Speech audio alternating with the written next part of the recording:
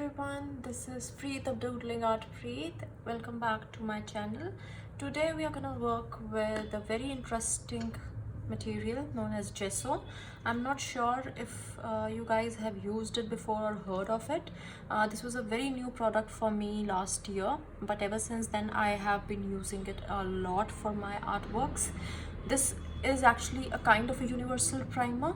We do get other primers as well in the market from paint shops, but those are like professional primers for walls and doors and stuff. But this is something you can use for your artworks. This can be used on porous material as well, like your normal pottery and ceramic pots. I have a pottery ceramic pot over here, and I had earlier painted this as a kid and it is completely destroyed now.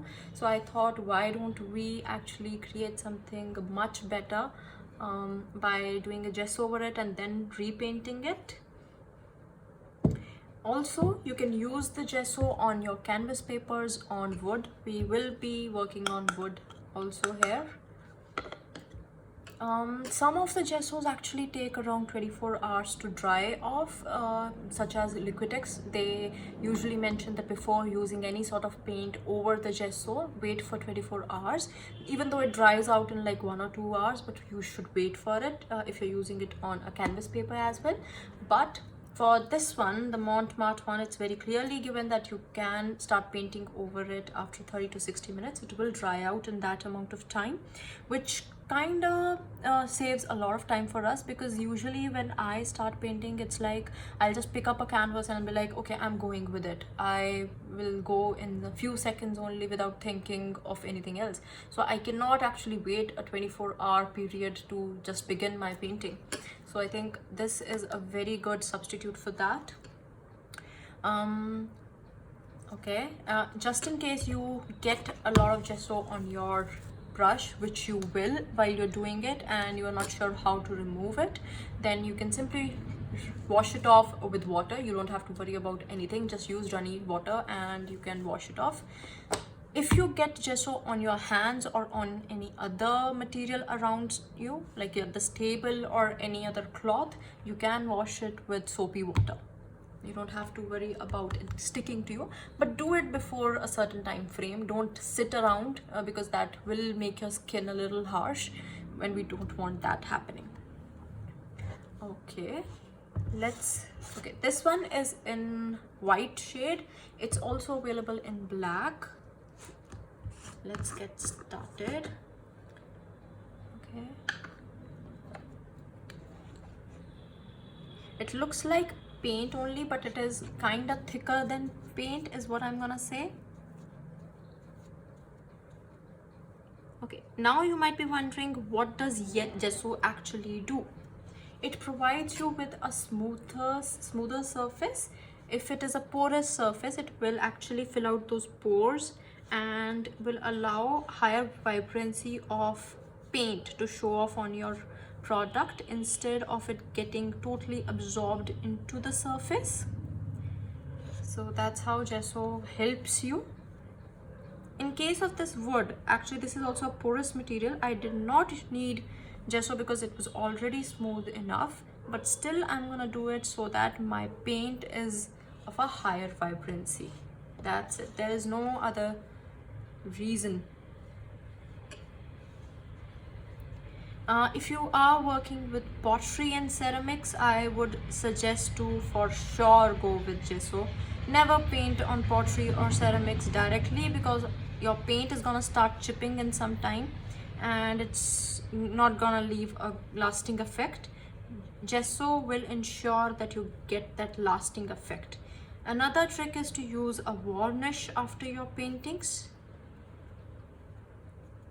We will learn the usage of varnishes in my next video,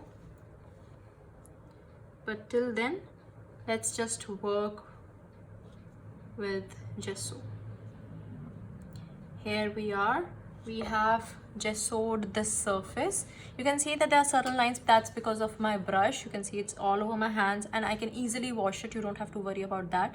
Just simply use soapy water and you're good to go. It's there on my table also. I thought, why don't I show you how you can remove this using water?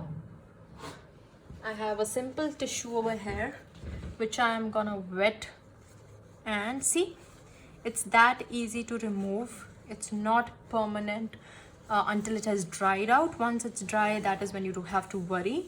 It didn't dry out, so we were good to go with this. This was the wood surface which we are done with. Next, let's work on this pot. These lines will actually depend on the sort of brush that you're using. I'm using a very rough brush for my gesso. I'm not going for high-end brushes. It's merely, I think, 50 rupees brush that I'm using. But for painting, obviously I'll go with a higher-end brush just to give a smoother look. Now, if you're wondering what sort of paints you can actually use over gesso, then the applications are limitless, to be honest. You can go with chalk paints, acrylics, your normal wall paints, your wood stains. You can go with anything over gesso. It's just a normal base for your work to start over. It's a primer.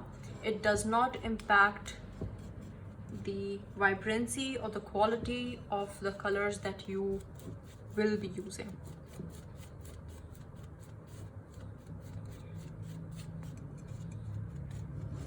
Okay, some of you have been asking me this question, that should we mix water in gesso? You can. It's not a bad idea. If you have a very thick gesso and you want a thinner layer of gesso instead of going for this thicker layer, then you can add water.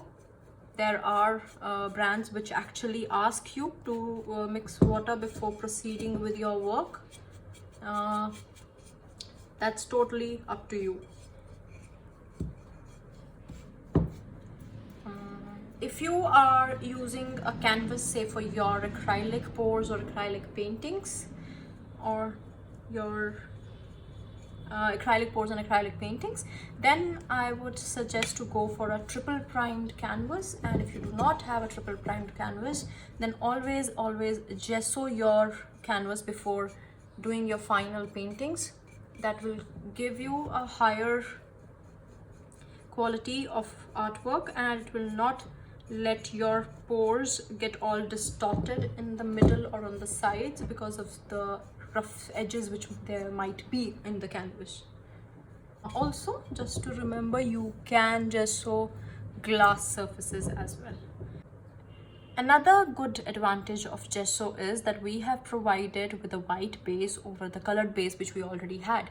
Now, if we had actually started painting directly on that colored surface, there was a high chance that both the layers would have been very visible, and the upper layer would have not had that opacity.